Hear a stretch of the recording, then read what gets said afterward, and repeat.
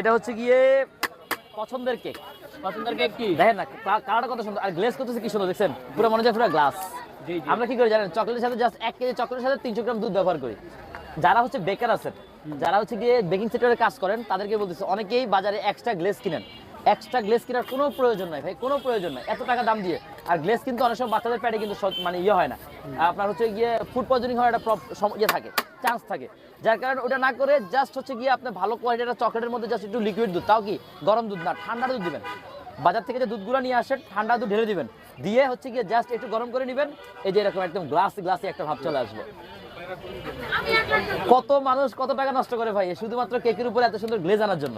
আলহামদুলিল্লাহ এগুলো জাস্ট একটু মাথা বুদ্ধি খাটালেই কিন্তু হয়ে যায়, তাহলে কিন্তু এত টাকা নষ্ট হয় না আপনাদের। দেখেন একদম আপনার চেহারা দেখা যাবে এত সুন্দর গ্লেজ করতেছে। এই যে ভাইয়া এক্সট্রা কোনো গ্লেজ ব্যবহার করা লাগে না, কোনো সমস্যা নেই। আমার কথা হচ্ছে আমাকে দিয়ে যদি একজনের উপকার হয় আমি খুশি ভাই, আমাকে দিয়ে যাতে কারো ক্ষতি না হয় ভাই, আমি শুধু এটাই চাই। এই যে আগের এত দোকান আছে।